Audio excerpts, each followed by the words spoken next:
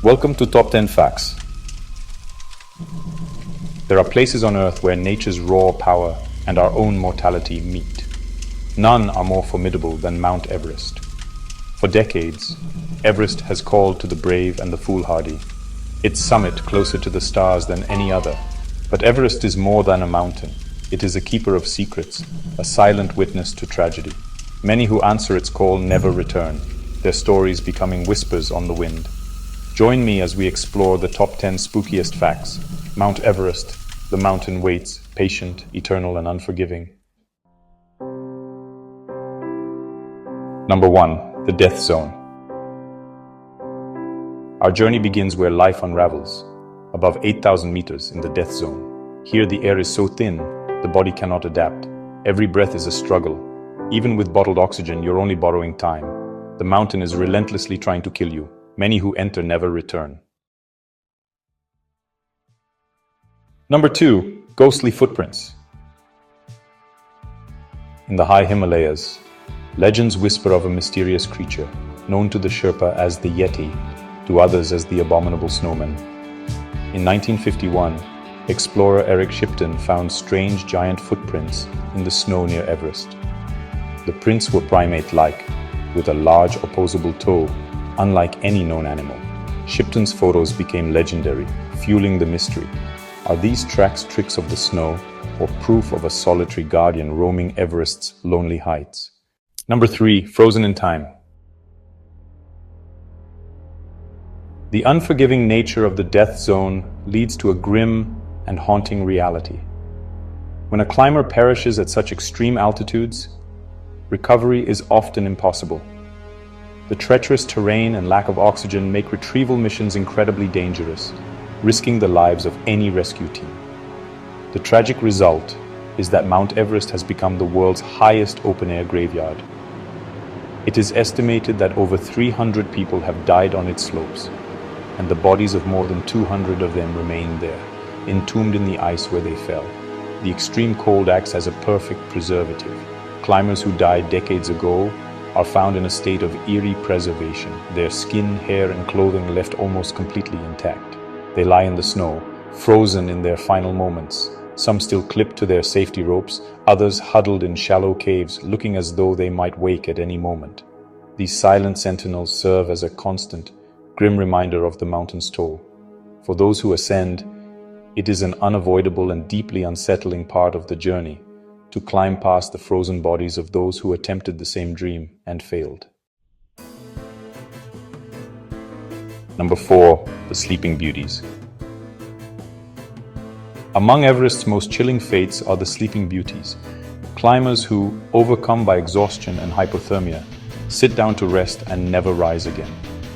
In the thin, freezing air, the line between fatigue and death is razor thin. Victims feel warmth and drowsiness, drifting into a final sleep. Hannelore Schmatz, in 1979, became the first woman to die on Everest's upper slopes, her body a haunting warning to all who pass. On Everest, to rest is to surrender. To sleep can be to die. Number 5. The Lost Campus. Everest holds not just stories of tragic deaths, but of entire groups vanishing without a trace. Climbers and camps disappear, leaving only questions. The 1924 disappearance of Mallory and Irvine remains Everest's greatest mystery. Mallory's body was found in 1999, but Irvine and their camera are still missing. Sometimes all that's left is an abandoned camp. No bodies, no clues. Number 6. The Phantom Voices. The human mind does strange things when deprived of oxygen and subjected to extreme stress. Hallucinations are a common and dangerous symptom of high-altitude sickness. But some of the auditory phenomena reported on Everest seem to go beyond simple medical explanation. Numerous climbers, alone on the vast, silent expanses of the mountain, have reported hearing things that shouldn't be there. Distinct whispers on the wind, the crunch of footsteps behind them when no one is there, and even clear disembodied voices calling their names. These aren't just vague sounds. Some climbers have described hearing full conversations, music, or urgent warnings carried on the gales. Is it merely the brain playing tricks? a phantom echo created by oxygen starvation and the strange acoustics of the mountain? Or is it something more? Some Sherpas believe these are the voices of the spirits, the ghosts of climbers who have perished on the slopes, forever bound to the mountain.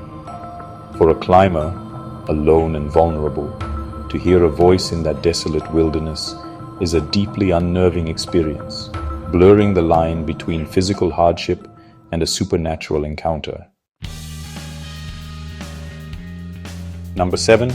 Green Boots Gap, 2S. For nearly 20 years, one of the most grim and famous landmarks on the main northeast climbing route was not a rock formation, but a body. In a shallow limestone cave, visible to all who passed, lay a climber who had perished, identifiable by his bright lime-green Koflak mountaineering boots. Known simply as Green Boots, his body became a macabre trail marker. Climbers on their way to the summit would use his location to gauge their distance and altitude, a chilling reminder of how close they were to both their goal and to potential death.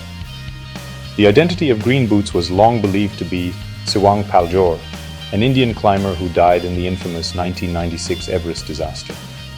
He and his team were caught in a blizzard during their descent, and he sought shelter in the small cave where he ultimately succumbed to the elements. For 2 decades, he lay in that cave, a silent fixture on the mountain. To climb Everest meant to pass Green Boots. His presence was a stark, unavoidable confrontation with the consequences of failure, a frozen testament to the mountain's unforgiving nature. In 2014, the body mysteriously disappeared, presumed to have been moved and buried, but his legend remains. Number 8. The Night Climbers. The final push to the summit of Everest is a race against time, and for most, it begins in the dead of night. To avoid the heat of the day, which can create unstable snow conditions and avalanches, climbers typically leave their highest camp around midnight. They ascend through the pitch-black darkness, their world reduced to the small circle of light cast by their headlamps. This ascent into the void is a profoundly disorienting and psychologically taxing experience. The familiar scale of the mountain vanishes, replaced by an endless upward slope into an ink-black sky. Climbing at night in the death zone magnifies every danger. Disorientation can lead to a fatal misstep off a ridge. The cold is at its most brutal, and the darkness can play tricks on an already oxygen-starved mind. Climbers have described the surreal experience of seeing the headlamps of other teams far above or below them, appearing like a string of faint floating stars in the abyss. It is a lonely, terrifying, and otherworldly journey. To climb through the night on Everest is to willingly step into a world devoid of light and life, with only a fragile beam of light and sheer willpower to guide you towards the dawn.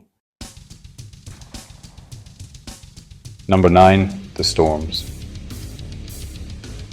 The weather on Mount Everest is not just unpredictable, it is legendarily violent. The mountain is so tall that it creates its own weather systems, and the jet stream, a high-altitude river of air, often blasts its peak with winds exceeding 100 miles per hour. A clear, calm day can transform into a blinding, raging blizzard in a matter of minutes, with no warning. These sudden storms are one of the greatest dangers, capable of trapping climbers in a whiteout, where visibility drops to zero and all sense of direction is lost. The infamous 1996 disaster, chronicled in the book Into Thin Air, was a direct result of a sudden ferocious storm that engulfed multiple teams high on the mountain. Experienced guides and clients alike were caught off guard, unable to find their way back to the safety of camp, which was only a few hundred feet away. The storm raged relentlessly, temperatures plummeted, and many were lost to the cold and disorientation. These storms are not just weather, they are an active, malevolent force, a display of the mountain's absolute power to sweep away human ambition in a maelstrom of wind and ice. Number 10. Curses of the Mount.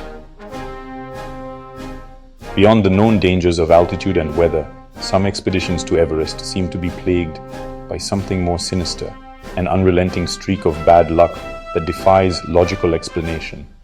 These are the cursed expeditions, where from the very beginning, things go inexplicably wrong. Gear malfunctions at critical moments, normally reliable Sherpas fall mysteriously ill, routes that were safe a day before suddenly collapse, and a palpable sense of dread hangs over the entire team. It feels as if the mountain itself is actively working against them. One expedition might suffer a series of freak accidents, while another finds itself in the path of every falling rock and ice serac. These tales are whispered among the climbing community, stories of teams who felt they were not welcome on the mountain's slopes. Some Sherpas, who hold the mountain as a sacred deity, believe that those who approach Chomolungma, the goddess mother of the world, without proper respect or with impure intentions, are punished. Whether it's a statistical anomaly or something more supernatural, the stories of cursed expeditions serve as a final, chilling warning that on Everest, you are not just battling nature, but perhaps the mountain's very spirit. Number 12, we have ascended through the thin air and chilling tales of the world's highest peak. From the death zone's decay to phantom voices on the wind, Everest guards its secrets with cold indifference. The stories of green boots and lost expeditions are echoes of ambition and tragedy, frozen into the landscape. For every person who stands victorious, many are claimed by the mountain, their dreams entombed in ice. Everest's mysteries remain, as vast and deep as the valleys that surround it. Thanks for watching Top 10 Facts. Some places never let you go.